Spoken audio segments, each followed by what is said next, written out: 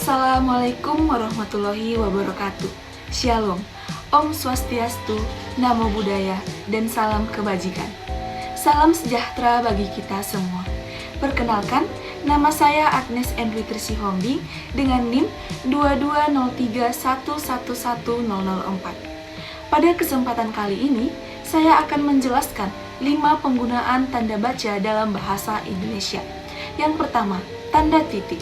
Secara umum, tanda titik digunakan sebagai simbol akhir dalam kalimat, di mana setiap kalimat yang ditulis selalu diakhiri dengan tanda titik di belakang kata terakhir.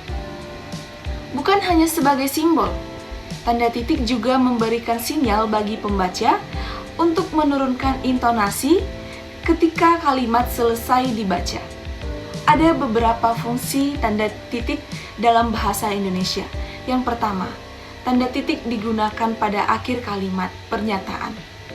Misalnya, dia akan datang pada pertemuan itu, titik. Fungsi selanjutnya, tanda titik digunakan untuk mengakhiri pernyataan lengkap yang diikuti perincian berupa kalimat baru, paragraf baru, atau subjudul baru. Fungsi yang ketiga, tanda titik digunakan di belakang angka atau huruf dalam suatu daftar, perincian, tabel, atau bagan. Misalnya, tabel 1, kondisi kebahasaan di Indonesia. Tabel 1.1, kondisi bahasa daerah di Indonesia. Misalnya lagi, bagan 2, struktur organisasi. Bagan 2.1, bagan umum. Fungsi keempat, tanda titik tidak digunakan di belakang angka terakhir pada deret nomor dalam perincian. Fungsi yang kelima, tanda titik tidak digunakan pada angka atau huruf yang sudah bertanda kurung dalam perincian. Misalnya, bahasa Indonesia berkedudukan sebagai satu tutup kurung bahasa nasional yang berfungsi sebagai lambang kebanggaan nasional. Jadi, setelah buka kurung, tidak ada penggunaan tanda titik.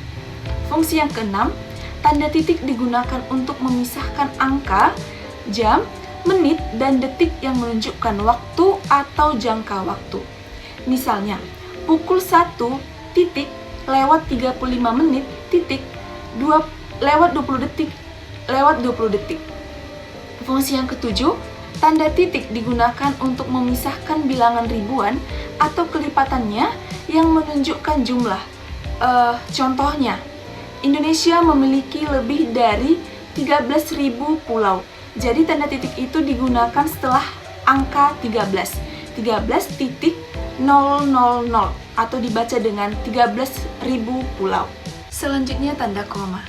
Perlu kita ketahui bersama, tanda koma dipakai untuk memisahkan kalimat dialog atau kalimat yang memakai petikan langsung. Tanda koma tidak digunakan untuk memisahkan petikan langsung yang merupakan kalimat tanya, kalimat perintah, atau kalimat seru. Contoh, kata ibu saya, tanda petik 2, kita harus menolong orang lain yang membutuhkan bantuan. Titik, tanda petik 2. Untuk lebih jelasnya, saya akan menjelaskan beberapa fungsi dari tanda koma.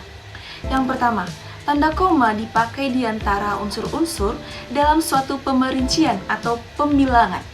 Misalnya, telepon seluler, komputer, atau internet bukan barang asing lagi.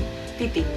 Fungsi kedua, tanda koma dipakai sebelum kata penghubung, seperti tetapi, melainkan, dan sedangkan dalam kalimat majemuk atau setara. Misalnya, saya ingin membeli kamera, tetapi uang saya belum cukup. Fungsi yang ketiga, tanda koma dipakai untuk memisahkan anak kalimat yang mendahului induk kalimatnya. Misalnya, kalau diundang, saya akan datang. Namun, perlu kita ketahui teman-teman bahwa tanda koma tidak dipakai jika induk kalimat mendahului anak kalimat. Contohnya, saya akan datang kalau diundang, titik. Yang keempat, tanda koma dipakai di belakang kata atau ungkapan penghubung antar kalimat, seperti oleh karena itu, jadi, dengan demikian, sehubungan dengan itu, dan meskipun demikian. Contohnya, mahasiswa itu rajin dan pandai, titik. Oleh karena itu, dia memperoleh beasiswa belajar di luar negeri. Fungsi yang kelima, tanda koma dipakai sebelum dan atau sesudah kata seru seperti oh, ya, wah, aduh, dan kata yang dipakai sebagai sapaan seperti bu, dik, atau nak. Misalnya, siapa namamu, dik. Jadi, setelah kata namamu, kita harus menyisipkan tanda koma karena pada kalimat tersebut menggunakan kata sapaan, yaitu kata dik. Fungsi selanjutnya adalah tanda koma dipakai untuk memisahkan petikan langsung dari bagian lain dalam kalimat. Misalnya, kata nenek saya, tanda petik 2, kita harus berbagi dalam hidup ini, titik. Namun, perlu kita ketahui juga bahwa tanda koma tidak dipakai untuk memisahkan petikan langsung yang berupa kalimat tanya, kalimat perintah, atau kalimat seru dari bagian lain yang mengikutinya. Misalnya, tanda petik 2, di mana saudara tinggal? Tanda tanya, tanda petik 2. Tanda baca selanjutnya ialah tanda titik koma. Perlu kita ketahui bersama teman-teman, tanda titik koma dapat dipakai untuk memisahkan bagian-bagian kalimat yang sejenis dan setara. Untuk lebih jelasnya, saya akan menjelaskan apa saja fungsi dari tanda baca titik koma. Fungsi yang pertama, tanda titik koma dapat dipakai sebagai pengganti kata penghubung untuk memisahkan kalimat setara yang satu dari kalimat setara yang lain di dalam kalimat majemuk. Misalnya, hari sudah malam. Tanda titik koma, anak-anak masih membaca buku. Fungsi yang kedua, tanda titik koma dipakai pada akhir perincian yang berupa klausa. Misalnya, syarat penerimaan pegawai di lembaga ini adalah tanda titik koma. Pertama, berkewarganegaraan Indonesia, titik koma. Kedua, berijazah sarjana, titik koma. Ketiga, berbadan sehat. Fungsi yang ketiga, tanda titik koma dipakai untuk memisahkan bagian-bagian pemerincian dalam kalimat yang sudah menggunakan tanda koma. Contohnya itu ialah ibu membeli buku, pensil dan tinta, titik koma, baju, celana, dan kaos. Tanda baca yang ketiga ialah tanda titik 2. Perlu kita ketahui teman-teman bahwasanya tanda titik 2 dapat dipakai pada akhir suatu pertanyaan lengkap jika diikuti rangkaian atau pemerian. Maksud saya pernyataan. Selain hal tersebut, ada beberapa fungsi dari tanda baca titik 2. 1. Tanda titik 2 dipakai pada akhir suatu pernyataan lengkap yang diikuti pemerincian atau penjelasan.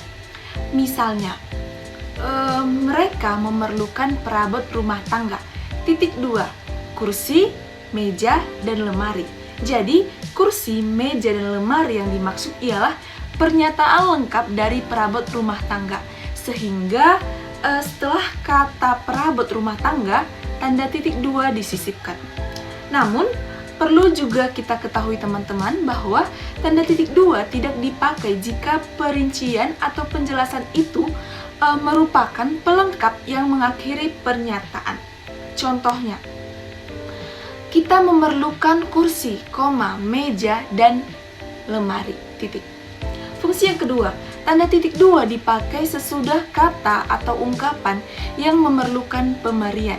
Misalnya, Ketua, titik 2, Ahmad Wijaya. Sekretaris, titik 2, Siti Aryani.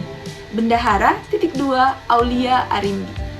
Fungsi yang ketiga, tanda titik 2 dipakai dalam naskah drama sesudah kata yang menunjukkan pelaku dalam percakapan. Misalnya, saya ingin memulai percakapan dengan ibu. Ibu, titik 2, bawa koper ini nak. Nah, saya menjawab, titik 2, baik bu. Fungsi yang keempat, tanda titik 2 dipakai di antara jilid atau nomor dan halaman, surah dan ayat dalam kitab suci, judul dan anak judul suatu karangan, serta nama kota dan penerbit dalam daftar pustaka. Misalnya, Horizon, 20, nomor 8, garis miring 2008, tanda titik 8. Contoh selanjutnya, Antologi Cerpen Nusantara Pedoman Umum Pembentukan Istilah, Jakarta, titik 2, Pusat Bahasa. Penggunaan tanda baca terakhir ialah tanda seru. Tanda seru digunakan untuk mengakhiri ungkapan atau pernyataan yang berupa seruan atau perintah yang menggambarkan kesungguhan, ketidakpercayaan, atau emosi yang kuat. Contohnya, contoh penggunaan tanda seru pada kalimat perintah. Dilarang masuk, tanda seru. Jadi, dilarang masuk ini merupakan kalimat larangan. Contoh selanjutnya adalah penggunaan tanda seru pada kalimat seruan yang menggambarkan kesungguhan, ketidakpercayaan, atau emosi yang kuat. Contohnya, alangkah indahnya taman laut di Bunaken, tanda seru. Contoh lainnya ialah, marilah kita dukung gerakan cinta bahasa Indonesia, tanda seru. Demikianlah penjelasan 5 penggunaan tanda baca dalam bahasa Indonesia. Jika ada kata yang salah, saya meminta maaf. Akhir kata, saya mengucapkan terima kasih dan selamat siang.